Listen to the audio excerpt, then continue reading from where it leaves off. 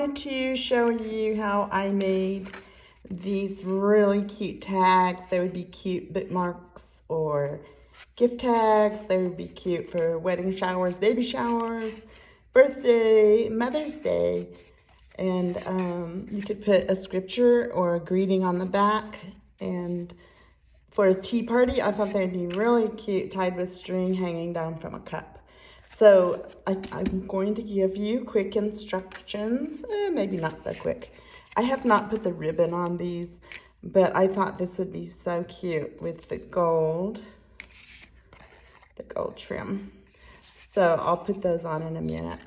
But all I did was, I have this punch that is so old, and it's a Marby, and the size, that's a good question. So they are 3 inches, about 3 inches. I know, it's girls talking about, and 3 by 2.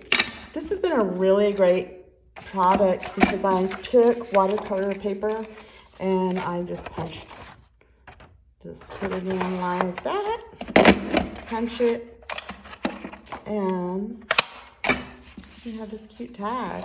It has been so diverse and just an amazing, sweet little tool. I love it. I've had it for years, like I said.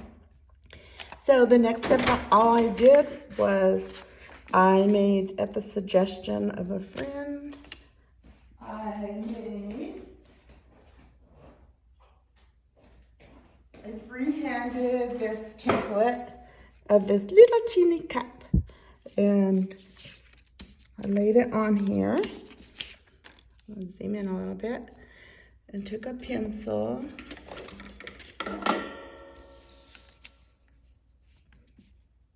and outlined that. And I love the suggestion from my friend Nanette, because she said, well, that way even if you paint different flowers, you have the basic size on all of them, and that gave them a little bit of uniformity. But you can see the flowers are completely free-handed. So let's see, I want pink or blue. Let's go blue for a little contrast between the pink flowers. And I dipped the brush in pink. I love pink and I use a lot of pink. So some of them I painted a little darker blue, and you can see some I put gold dots and some I put white dots, just for variety. And so here's the difference. So the light blue and the dark blue, you can see they're just cute either way, no matter what color you use. So let's see how this one turns out. I think the white pops a little more on the dark. So I'm making this a little bit darker. I'm just using a flat brush and moving that watercolor around. It's okay if you leave some white shining through, that gives you highlights.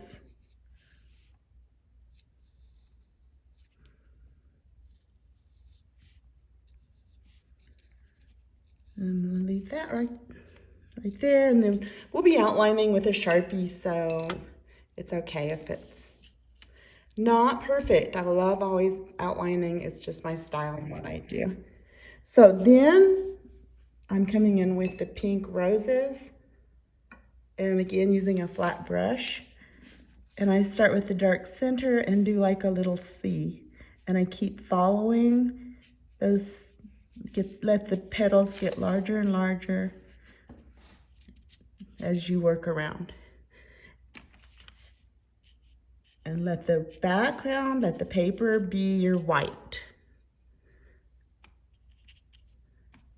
And after this dries a little bit, you can always darken the center.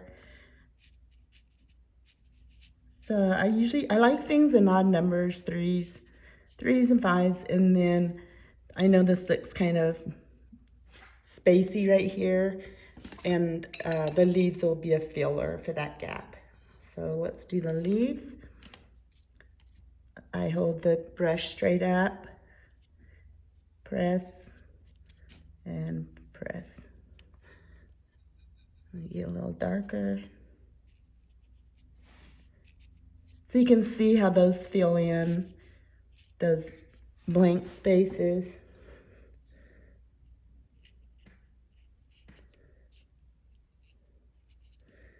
And at the top, I like to do this little sprig. It could be, who knows? Just looks like a little filler. And there you have it. I mean, it is that simple. I'm going to dry and then come back in. Okay, I'm back, and I have a Pigment Micron 05. It's one of my favorite sizes. And my big fingers aren't up there. I'm gonna hold this down with a ruler. And just loosely go around. You can add veins if you want. I don't always. Little stem. It's okay that it's not green. It's giving it dimension, some character and texture. I love the black. I like how it makes the leaves pop. Really accents. And there's your leaves. For the roses, I start in the middle and kind of start outlining. How do you kind of? I start outlining those. Pretty much I follow the shape of what the watercolor did. If it spread a little, I follow it. But if you don't follow it exactly, that's okay too. We're just defining those roses. If you want, you can put a little darker there in the center, because the petals get lighter and lighter the bigger they get. And then for the cup itself, I'm outlining it just like in kindergarten. And for the white polka dots, I'm using a Posca pen, and I have a white one and a gold one. So you could use either. Like I said, I did the gold. I did the gold on every cup, whether I used white or gold polka dots. So white polka dots or gold polka dots, and then the gold highlight, which was a friend gave me this idea the other night, and I was like, that's what it needs. It needs that last dimension. Now, if you'll watch on the handle, I came down and then I did like an S and brought that curly Q back up there. And that just gave it a little feminine touch, a dainty touch to the cups. And you can see some of the cups, I put the handle on the left, some of them I put the handle on the right, and some of them I put them on the left. So anyway, back to the gold, I put a line at the top and just above the base. And I want to use white polka dots. And I got it. I'm going to make these a little bit bigger, not just touch it. Not just touch the tip. So if you want a thin dot, you would just touch the tip to it. If you want bigger, you circle it. Make sense? Okay. So I'm circling these. I want it a little bit bigger. And I stagger them so that they're not just lined up.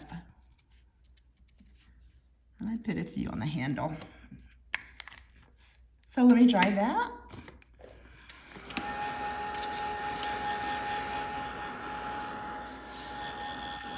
And now the final detail is to come back. If you don't have a micron, then the Sharpie fine points are great too. I just really recommend a permanent marker of any kind. Let's say you came back later to add another watercolor leaf or something, and as soon as it hit that ink, if it's not permanent ink, it's going to run. So I'm going back over the gold above and below, and then the curly Q handle, I'm coming all the way around, and especially rounding out that tip, that curly key right there. Would have been quite swirl. And this gold. And there you have it. Isn't that cute? I think I'm going to initial this one. And I just take a punch.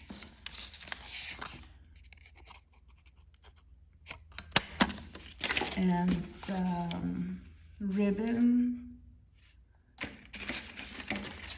How did tables get so dirty? A little ribbon. I fold it in half. Bring it from the back. Then you have this loop. Put your 2 strands through there and pull it up. Isn't that cute? That's so cute. Have a great day.